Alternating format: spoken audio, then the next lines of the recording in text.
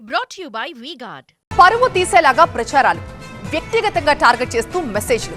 విశాఖలో కొందరు మహిళలు యువతులకి సోషల్ మీడియాలో రచ్చ తలనొప్పిగా మారింది.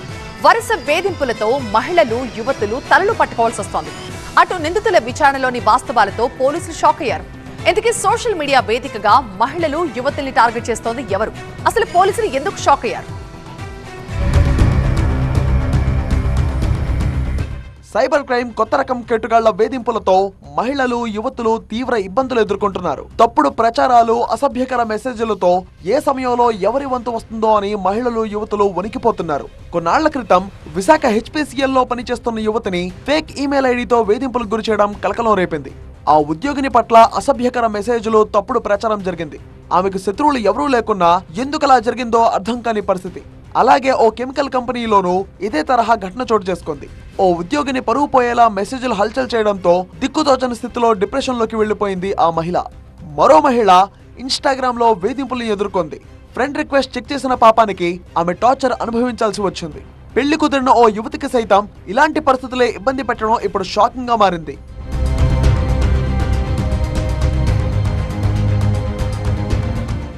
ఇక ఆయా ఘటనల్లో అందరిది ఒకే తరహా సమస్య. అవతలి వ్యక్తి ఎవరో తెలియదు, తెలుసుకుందామనుకున్నా నో ఛాన్స్. ఇంకేముంది, రోజు రోజుకి పెరుగుతున్న వేధింపులతో Visakha cyber crime police station కు క్యూ కట్టారు బాధిత మహిళలు, యువతులు. ప్రతిరోజు 2-3 సైబర్ క్రైమ్ పోలీసులను ఆశ్రయిస్తున్నారు. దాంతో అలర్ట్ అయి ఆ కేటుగాళ్ల పని పట్టారు. సోషల్ మీడియాలో ఫేక్ ఐడీలు క్రియేట్ చేసి కొందరు వేధిస్తున్నట్టు గుర్తించి గుట్టురట్టు చేశారు. HPCL ఉద్యోగిని కేసులో కడప జిల్లాకు చెందిన మల్లికార్జున్ నాయక్ అనే యువకుడిని గతేడాది అరెస్ట్ చేశారు పోలీసులు.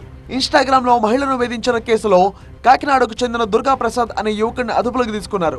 ఇలా ఆయా కేసుల్లో ఒక్కొక్కరు పనిపట్టి కటకటాల వెనక్కి నెట్టారు విశాఖ సైబర్ క్రైమ్ పోలీసులు. ఈ క్రమంలోనే తాజాగా ఓ ప్రైవేట్ కంపెనీలో యువతిని వేధించిన కేసులో అదే కంపెనీకి చెందిన మాజీ ఉద్యోగి డబ్బీరు సాయి కుమార్ ను అరెస్ట్ చేయడం కలకలం రేపింది. అయితే ఆయా కేసుల విచారణలో బయటపడ్డ విషయాలతో పోలీసులే షాక్ అయ్యారు. అరెస్ట్ అయిన నిందితులతో బాధితులకు గతంలోనే పరిచయాలు ఉన్నట్టు తేలడం, తెలిసిన వారే మహిళలు, యువతులను వేధించినట్టు తేలడంతో విస్తుపోయారు పోలీసులు.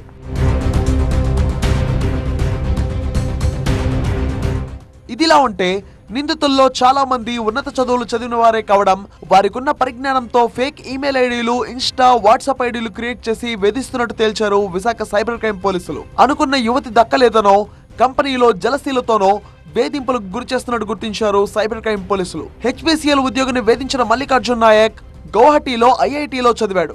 పెళ్లి కుదిరిన యువతికి వేధింపుల కేసులో స్వయానా ఆమె వదినే తప్పుడు ప్రచారం చేసినట్టు తేల్చారు. ఫ్రెండ్ ని వేధించిన కేసులో నిందితుడు సాయి కుమార్ కూడా కంప్యూటర్ లో గ్రాడ్యుయేట్ చేసి తన క్రియేటివిటీతో ఆ యువతిని ఇబ్బందులకు గురి చేశాడు.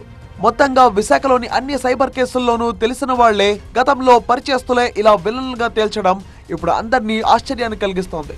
ఇలాంటి పరిస్థితుల్లో మహిళలు, యువతులు అప్రమత్తంగా ఉండాలని, పరిస్థితి చేయి దాటక ముందే జాగ్రత్తలు తీసుకోవాలని సూచిస్తున్నారు విశాఖ సైబర్ క్రైమ్ పోలీసులు, సైబర్ నిపుణులు. Brought to you by V-Guard.